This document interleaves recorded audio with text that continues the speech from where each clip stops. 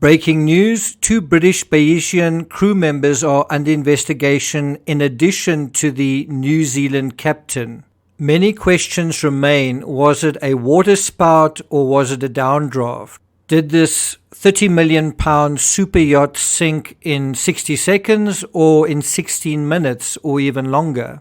And why has the captain chosen to remain silent in terms of the interrogations with investigators? I got nightmares in my head, I fear thoughts build up until I can't feel. My mind fills up into a creature, and it haunts me somewhere much deeper.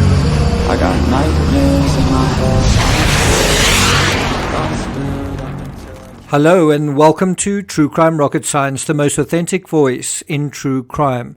Well, it feels like we're going through the same territory as we did with the Titan submersible. Are there flaws in the design of this craft? Are we dealing with environmental factors? Or are we dealing with poor judgment, poor decision making, or even hubris? This is the last image taken from the deck of the Bayesian superyacht. It was actually taken by one of the 15 survivors. This is the last clear photo we have of the Bayesian superyacht. This CCTV screen grab was taken moments before the ship shot off a flare and sank.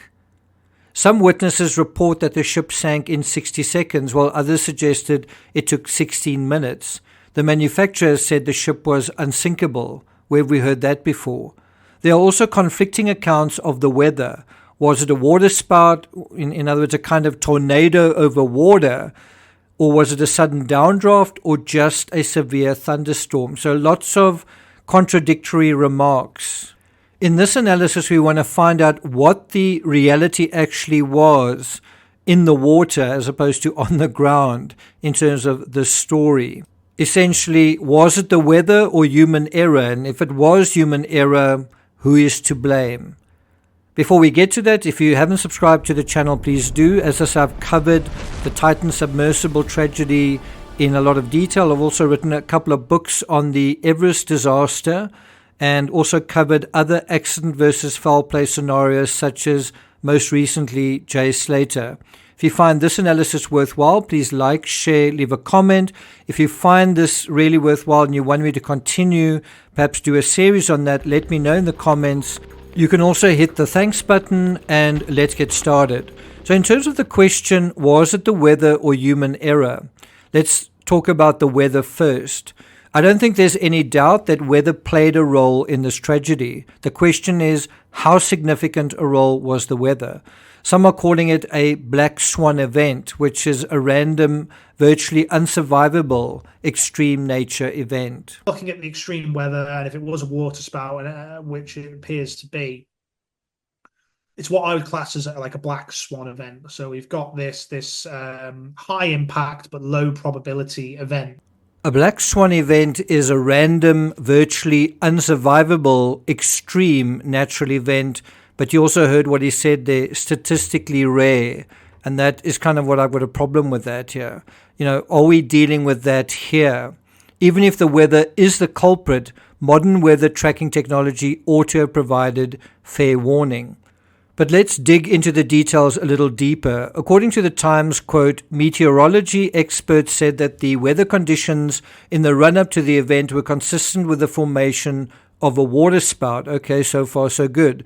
Dr. Pete Innes, a lecturer in meteorology at the University of Reading, said there was a big thunderstorm just to the north of Sicily. A lot of lightning activity, a lot of heavy rain, very strong signature of what we call cold cloud tops on the satellite pictures. All of those things would add up to a thunderstorm that could easily spawn a water spout.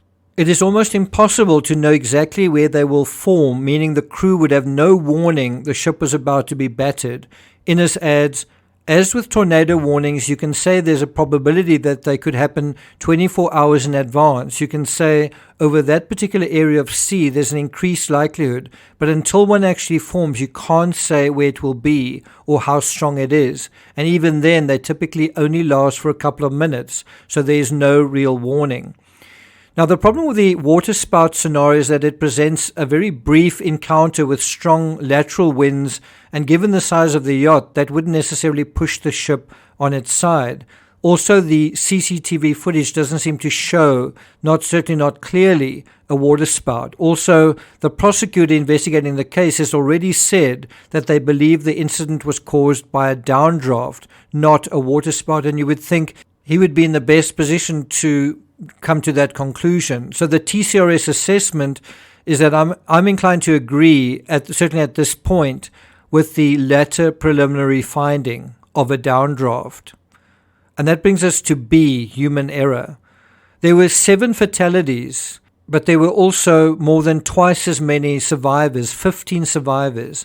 The fact that almost all of the survivors were crew, including the captain, is, in my opinion, telling. Even more telling is the fact that there was a 1-year-old baby on board, and that baby survived. If the 35-year-old mother, British mum Charlotte Gransky, if she could save a helpless infant, it's hard to imagine the crew couldn't or shouldn't have done more to save their fellow passengers. Incredibly, the super yacht was barely half a mile from Porticello, Palermo, arguably swimming distance when it foundered. We also know there was at least one other yacht near the Bayesian which survived. So why did the one yacht sink and the other survive? Based on the manufacturer's claims, the super yacht ought to have had much better odds of not sinking, and yet far from not sinking, it seemed to sink like a stone, suddenly and quickly. The super yacht sank in just 48 meters of water. That's barely 2/3 the height of the Behemoth's mast, the tallest in the world. There's been some misinformation as well, such as the notion that the mast broke or collapsed and that the unsinkable sank in 60 seconds.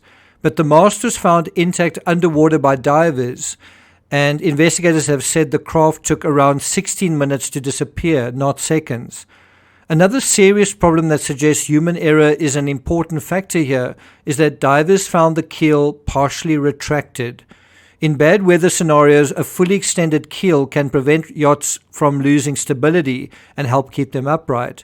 The Bayesian's keel could extend to almost 10 meters, 9.83 meters to be precise, which left it plenty of room given the Sicilian seafloor was another 38 to 39 meters deeper. I've managed to work out the broad strokes. It's fairly evident they were in the process of leaving before things went apart. Now let's dive even deeper into the key insights behind this tragedy. And we're going to look at 7 scientific and psychological insights, starting with number 1, the answer is time. One of the biggest reasons this disaster happened at all is because of time. Time. The answer is time. Firstly, the timing of the incident, and secondly, the lack of time the crew and passengers had to react due to the speed the craft was sinking. On paper, 16 minutes is a heck of a long time, if you think about it, to get out of bed and move to another room. But if you add to the fact that this happened at 3:50 in the morning, when most people are not only asleep but in deep sleep, well then those 16 minutes is no longer a walk in the park. So we know that at 3:50 a.m. on Monday, as it was anchored off Porticello on Sicily's north coast, the vessel sank at 4:06 a.m. The other thing is this happened just after a weekend, similar to Jay Slater. It happens after the revelry of the weekend. We also know even the mother of the infant was awoken by the water and nevertheless had the time, alacrity, and wherewithal to save someone else, someone who, as it happens, was completely helpless, who couldn't even swim. All the crew had to do was wake up the other passengers. Now, according to a British publication, I think it's The Mirror, speaking to Italian daily La Repubblica, after her traumatic ordeal, Miss Golinsky said, that's the mother of the infant, "I held her afloat with all my strength, my arms stretched upwards to keep her from drowning. It was all dark. In the water I couldn't keep my eyes open. I screamed for help, but all I could hear around me was the screams of others." More terrifyingly, the mother told how she at one moment feared she'd lost her daughter to the sea. She said, "For 2 seconds I lost the baby in the sea. Then I immediately hugged her again amidst the fury of the waves." Now, besides being late at night and in the dark, it's hard to imagine what had gone on the night before that it didn't involve celebrating. The owner of the yacht, Mike Lynch, was celebrating an acquittal, and according to the Telegraph, so was his daughter Hannah. Hannah Lynch had just won a place at the University of Oxford to read English after receiving her A-level results last week at Latmere Upper School in West London. So one can imagine that the father had something to celebrate, the daughter had something to celebrate, and that the two of them together probably were toasting one another. And so the 16-minute window needs to be seen in the context of billionaires and their daughters asleep late at night after celebrating. In other words, as someone who has recently commented on my Patreon, hubris. This happened when people were arguably at their most vulnerable, not only asleep and in the dark, in a relatively unfamiliar setting, but possibly still under the influence of whatever revelry had gone on the night before. Navigating in the dark through water in a panic without being completely compos mentis likely led to the passengers getting lost in the lower holds and from there desperately pursuing air pockets. Remember, the yacht is now turned on its side in the dark, which makes navigating even more disorienting. Number 2, unusual specifications. Did the world record length mast have a role to play in the ship sinking? Probably, but the mast alone wasn't enough. It was aggravated by other factors like the partially retracted keel and the furnishings inside the yacht floating around. The keel, if fully extended, could have slowed the sinking or even prevented it from sinking at all. Who made the decision to retract it? A top-of-the-line craft ought to have top-of-the-line weather instruments and also a top-of-the-line crew manning it. It's possible because the yacht was top-of-the-line with top-of-the-line passengers, the crew felt too intimidated to rouse them from their beds. Again, hubris may have come into this as well. We saw a similar situation on Titanic, where the blue-collar crew didn't know how to manage the white-collar VIPs in an emergency. There was a sense perhaps that they were intimidated and also that the passengers were themselves intimidating. That brings us to number 3, downdraft. The downdraft pushed the large mast down. This happened quicker and easier because the keel was retracted, but was also aggravated because of a sudden surge of water into the craft. This surge was likely due to numerous open windows and hatches. As soon as that happened, all the lights on the craft would have gone out.